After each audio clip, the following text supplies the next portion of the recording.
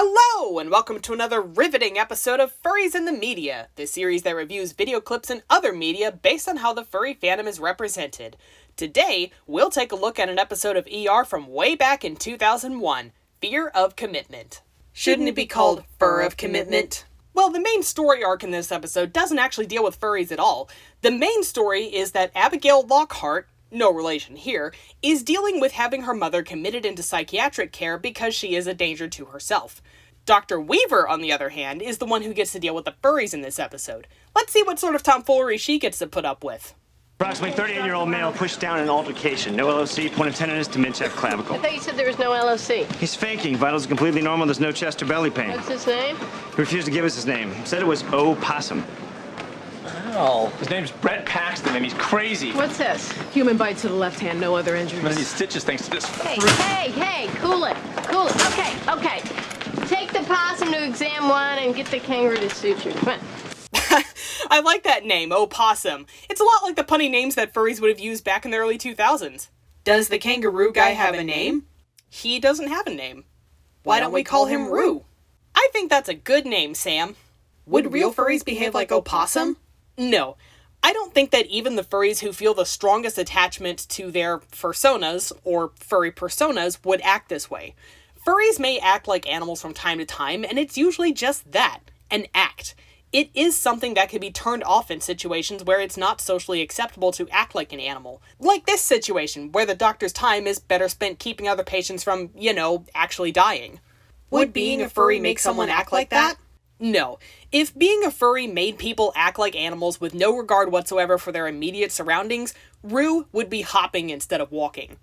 If this scene was depicting a real situation, I would be convinced that Opossum's behavior is not caused by him being a furry. I think it would more likely be an indicator of a psychological issue. Once again, they've got mascot costumes. Yeah, they're not accurate to the fursuits that real furries would wear. Fursuits are usually one-of-a-kind costumes that represent a furry's fursona, and they're usually custom-made to fit the wearer. Considering that the costumes were only needed for a few scenes in a single episode of a TV show, I don't blame them for renting, but I think it's important to note that it's not accurate to what real fursuits look like. Huh. Did you notice they're both marsupials? No, I hadn't. Good eye, Sam. It makes sense for Brett to be a possum if he's, playing possum. Maybe having the other guy as a kangaroo is just a coincidence. Who knows? At least we're not seeing the dreaded Easter Bunny. Yeah. One last note. EMTs will remove a person's clothing if it's in the way of administering proper medical attention, even if this means cutting the person's clothing. Fursuits are no exception to this. This is yet another reason why it's not a good idea to go faking injuries if you value having your fursuit in one piece. Is it true human bites are worse than dog bites? Yeah, because of the virulence of the bacteria. If germs infect the joint, it can cause scarring, which can limit your range of motion. Don't want to lose your opposable thumb. So, you guys rival mascots or something? No, we're at the Furturama show. It's a convention for furries. People who like to dress in animal costumes. He started it. I think he'd been drinking. One minute he was scritching me. The next minute... Scritching?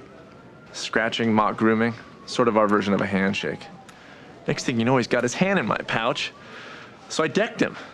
I'm not into the weird stuff. Furturama. That's an interesting convention name. It's actually not too far off from how some furry convention names have furry puns in them, and it seems to be a science fiction reference. If you didn't know, the furry fandom got its start within the science fiction fandom. I'm not into the weird stuff. And yet we have another instance of the furry who lacks any self-awareness making an ironic statement regarding normalcy trope. We gotta come up with an acronym or something. Yeah, you said it. Anyways, most furries would be self-aware enough to know that running around in a kangaroo costume isn't what most people consider to be normal. If this were real, I bet Roo would have said something that would have addressed the apparent irony of the situation. They also got the definition of furries wrong too. That they did. In case you don't know, a furry is a person who is a fan of anthropomorphic characters, or animals with human characteristics. Having a fursuit is probably the most visually striking way that furries can express their interest in furry fandom, but most furries don't own fursuits. Maybe the nurse got it wrong because it's not easy to know if someone is a furry if they're not currently wearing a fursuit, but thankfully everyone seems to be open-minded about it. Either that or the staff have good enough bedside manners to know when it's best to keep their comments to themselves. Was Scritching more of a thing in the early 2000s? I think it was something that real-world furries used to do more frequently back then, but it's rarely done unironically these days. I think furries have since distanced themselves from it because of media depictions that went way overboard with the whole Scritching thing. Now, there is something that I can appreciate in how ER handled Scritching that I think is really heckin' interesting, but I'm gonna save it for the My Thoughts section. My company has this Christmas charity event. One year, the guy who always dresses up for the kids got sick. My boss made me put on this reindeer suit. The kids went nuts. The adults thought it was great. Everybody was getting their picture taken with me. Sounds almost fun. It was a blast. I used to be so shy, but the suit gives you freedom. It lets you do things you normally wouldn't do. But I'm not a plushie or a furvert. A what? Furverts like to wear their suits during sex, and plushies are overly fond of stuffed animals. What? But not me, I just like the suit. Some people still disapprove and think it's wrong, but the truth is, I'm never happier than when I'm a kangaroo. I like that Rue's story is easily understood and relatable. It might not be a typical story of how most people learn they are furries, but it's not far off from the sort of stories fursuiters might share when asked why they enjoy fursuiting. Many fursuiters report that wearing a fursuit allows them to interact with people around them in a way they previously couldn't, and that making other people happy makes them happy too. Are plushie and furvert real terms? Yes, those are real terms. ER didn't just make those up. They don't get much use in the furry fandom today, though. A plushie is a person who really likes plush toy animals, but not always in an adult context. Furvert is a portmanteau of furry and pervert. Wait, why did he bring up plushies? My understanding is that plushies had a presence in the furry fandom during the 90s, early 2000s. It wasn't huge or anything, but they were there. Had? Are plushies not part of furry fandom anymore? Alright, a little crash course in furry fandom history here. During the 90s, early 2000s, the furry fandom was divided over just how prevalent adult content and conduct should be within the fandom, or whether or not it even had a place in the fandom at all. I think this was when the furry fandom really started to worry over optics and how they were being seen in the public eye. I believe this was when the word furvert really came into use. Now, also around this time, plushies got a really bad rap in a certain article which also made furries look bad, and I think that was the catalyst that caused the furry fandom to distance itself from plushies. This fandom-wide debate would have been the biggest controversy within the furry fandom around the time this episode of ER aired. Whether or not they meant to, I think ER did a surprisingly good job of depicting some of the inner fandom turmoil going on at the time.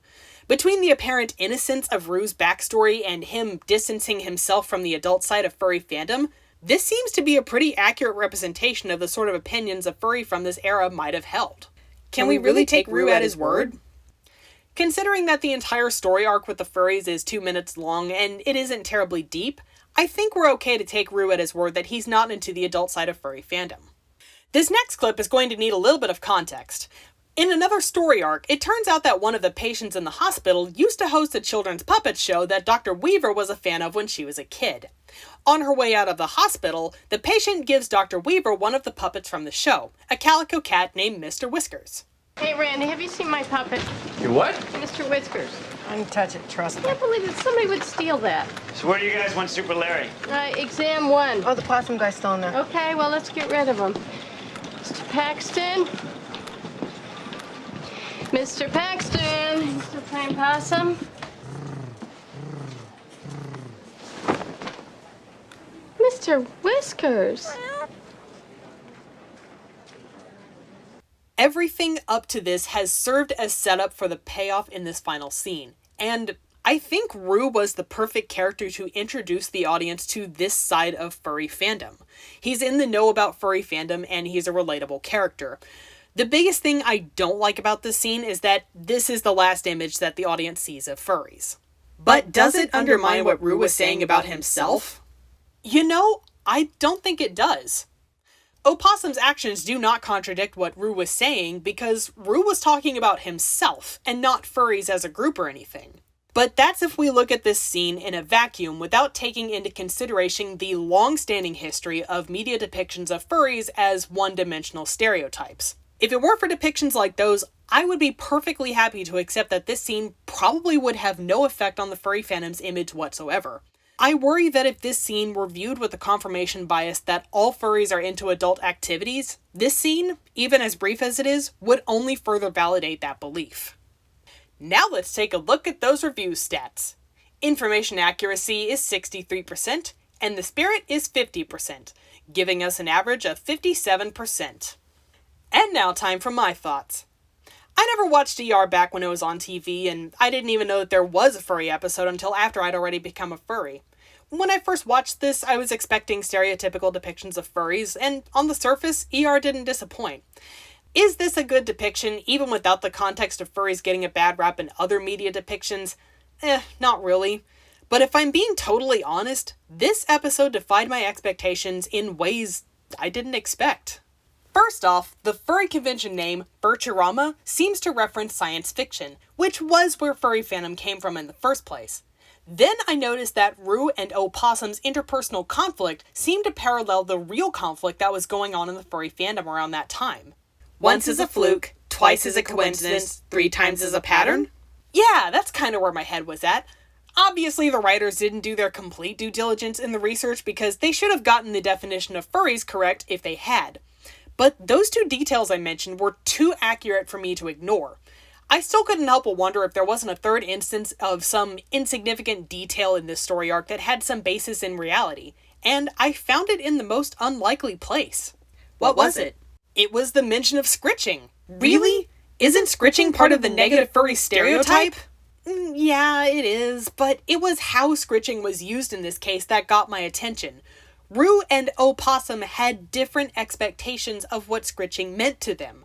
Rue took it as a friendly greeting, while Opossum took it as permission for something else.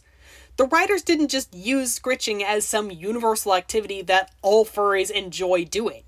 It took me longer than I'd like to admit to realize that despite the glaring inaccuracies in this story arc, the writers were portraying these 2 furries as individuals with their own unique backstories and motivations. Now, it's obvious the writers didn't do their complete due diligence in researching furries, if they did any research at all, but I don't think the writers got here by complete accident.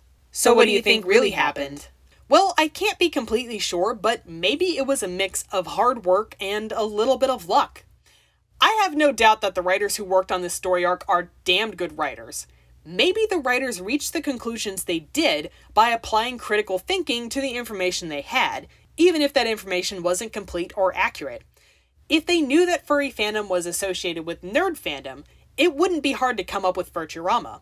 If they knew that not all furries were into adult stuff, it could be reasonable for a conflict to exist between furries who are and aren't into adult stuff. If scritching doesn't always lead to adult activities, then there may be the possibility for mixed signals. Again, I don't definitively know that this is how the writers came to these conclusions, or whether they intended for such conclusions to be drawn. If nothing else, I thought this was a really interesting set of details that somehow do a better job of illustrating the context around furry fandom than the writers may have ever intended. It doesn't undo the damage the rest of the clip does, but it certainly made it more bearable. I hate you. Well, that's it for today's episode of Furries in the Media. Have fun, stay awesome, bye-bye!